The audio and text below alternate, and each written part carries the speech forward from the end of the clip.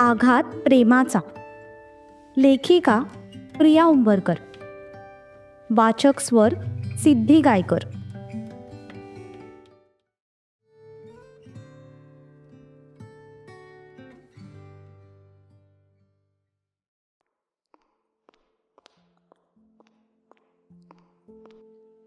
ध्रुव, त्याच्या जवळ जात अंतराने आवाज दिला. तसा मोबाईलमध्ये गेम खेळणाऱ्या त्याने तिच्याकडे पाहिलं. गाडीला टेकून उभा राहत तो त्याच्या मोबाईलमध्ये गेम खेळत होता. हो, हाय, आवरलं तुझं? चल निघूया आपण. तिच्याकडे बघून एक स्माईल करत ध्रुवने त्याचा फोन बंद करून खिशात ठेवला. तिच्यासाठी गाडीचा दरवाजा ओपन केला, पण त्याआधीच तिने पुढे सरकत त्याचा हात पकडला. त्याला थांबवलं. तसा तो प्रश्नार्थक नजरेने तिच्याकडे बघू लागला. व्हॉट? काय झालं? तू सकाळपासून इथे का थांबलायस? अरे ते काय झालं ना, मी जिला भेटायला जाणार होतो तिची अचानक तब्येत बिघडली आणि मग आमचा प्लॅन कॅन्सल झाला. म्हणून म्हटलं इथेच टाइमपास करत बसावं. खोटं खोटं बोलतोयस ध्रुव तू. तुला कोणालाच भेटायला जायचं नव्हतं. तू फक्त इथे मला सोडायला आला होतास, बरोबर ना? का करतोयस तू हे सगळं? अंतरा, अगं मला बोलण्यात गुंतवून पुण्याहून कोल्हापूरला यायला भाग पाडलंस. फंक्शन मध्ये सुद्धा मुद्दाम माझ्याशी बोलायचा प्रयत्न करणं, आणि आता ऑफिसचं काम सोडून मला इथपर्यंत सोडायला येणं.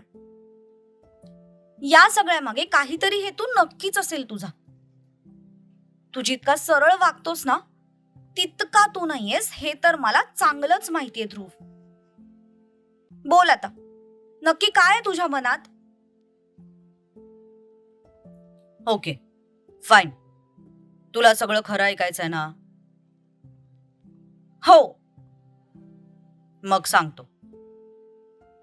सांग. पण इथे नाही. मग कुठे?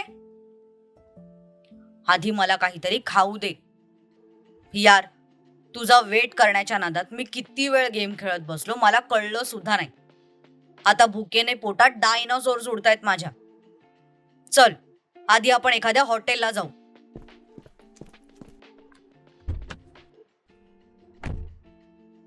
तो फिरून गाडीत जाऊन सुद्धा बसला. ती मात्र त्याच्याकडे बघतच राहिली. इतक्या सिरियस टॉपिक मध्ये सुद्धा त्याला खायचं कसं सुचू शकतं, यामुळे तिला थोडा वैताग झाला. अगं काय करतेस? बस ना पटकन. तसं तिने वैतागून सुस्कारा सोडला. ती गाडीत जाऊन बसली. ती बसताच त्याने गाडी स्टार्ट केली आणि ते तिथून निघाले.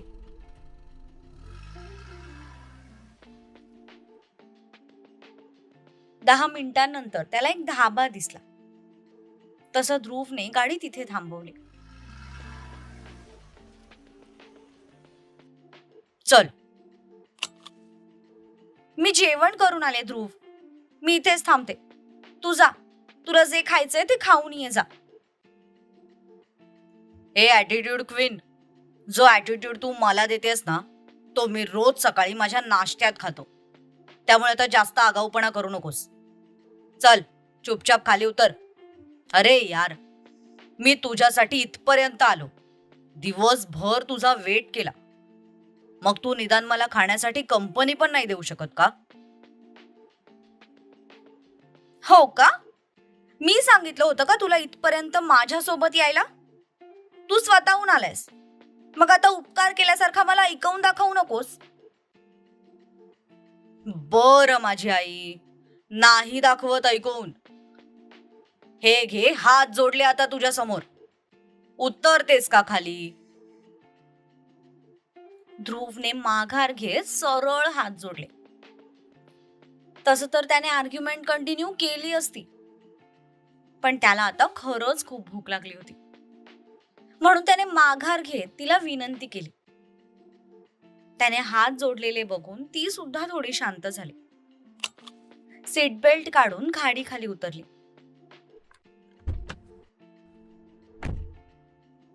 तसा त्याने सुस्कारा सोडला. ओ गॉड, बाबांकडे फक्त पहिलं वर्जन आहे, बट ही खटारा तर बाबांच्या पसाऱ्याची सेकंड वर्जन निघाली. खटारा 2.0. ध्रुव सुद्धा खाली उतरला. तो ढाबा एकांतात होता, त्यामुळे तिथे जास्त गर्दी नव्हती. एक रिकामा टेबल बघून ध्रुव तिथे गेला. तशी ती सुद्धा त्याच्यासोबत गेली.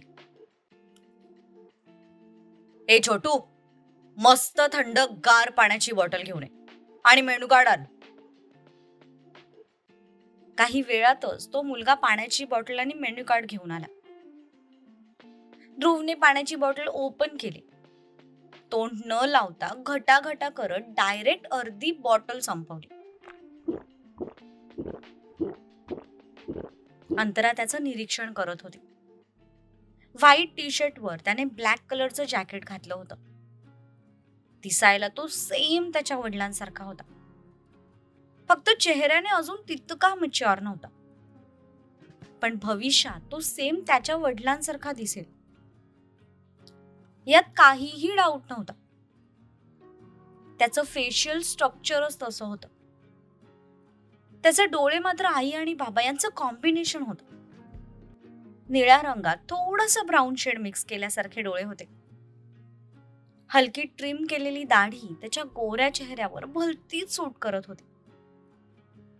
त्याचे ते वाढलेले केस त्याला अजून हँडसम बनवत होते. गळ्यात सोन्याची चेन, हातात ब्राऊन बेल्ट असलेलं महागडं घड्याळ त्याच्या लुकला शोभून दिसत होतं. एकंदरीत कोणत्याही मुलीला तो पहिल्या नजरेत आवडेल असा होता. पण त्याचा चेहरा बघून ती कधीच त्याच्या प्रेमात पडली नव्हती. ती प्रेमात पडली होती त्याचा स्वभाव बघून, त्याचं दिलखुलास वागणं बघून. अरे बघ ना अंतरा, मेनू कार्ड तुझ्या समोर आहे. तुला जे हवंय ते ऑर्डर कर.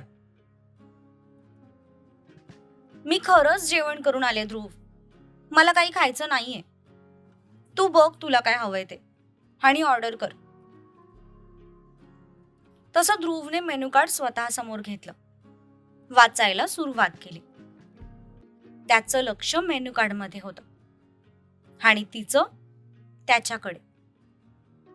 मध्येच तो त्याच्या केसातून हात फिरवायचा. त्याचे ते मेन्यू कार्डवर भिरभिरणारे डोळे तिला त्याच्याकडे बघायला भाग पाडत होते.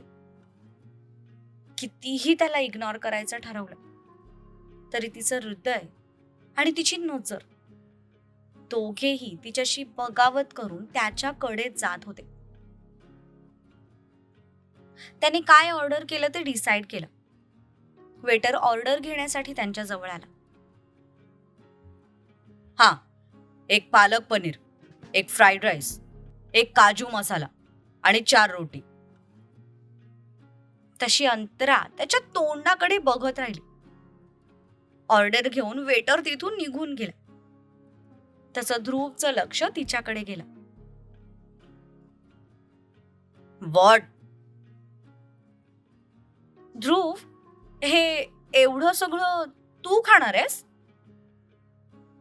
नाही, आपण दोघं खाणार आहोत. मला काजू मसाला आवडत नाही, पण तुला आवडतो ना, म्हणून सांगितलं. त्याला आपली एखादी आवड माहिती असणं हाच तिच्यासाठी खूप मोठा शॉक होता.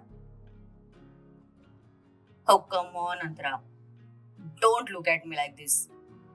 लहानपणापासून ओळखतोय मी तुला. भलेही तशा नजरेने मी तुझ्याकडे कधी बघितलं नसेल, तरी तुझ्याकडे लक्ष असायचं माझं. अनोळखी नाही आहोत आपण. त्यांनी जणू तिचा प्रश्न हेरला तसं त्याने स्वतःहून उत्तरही देऊन टाकले. थोड्या वेळातच त्यांची ऑर्डर आली. त्यांनी जेवायला सुरुवात केली. खरं तर तिला भूक नव्हती, पण त्याला एकट्याला ऑकवर्ड वाटायला नको म्हणून तिने त्याच्यासोबत थोडंफार खाल्लं. पण अजूनही तिच्या मनात तेच प्रश्न सुरू होते की तो हे सगळं का करतोय. जेव्हा आपण त्याच्या मागे होतो तेव्हा तर त्याने स्वतःचा 1 मिनिट सुद्धा आपल्याला दिला नाही. पण मग आता जेव्हा आपण त्याच्यापासून दूर राहण्याचा प्रयत्न करतोय तेव्हा तो आपल्याला इतका इम्पॉर्टन्स का देतोय तेच तिला कळत नव्हतं.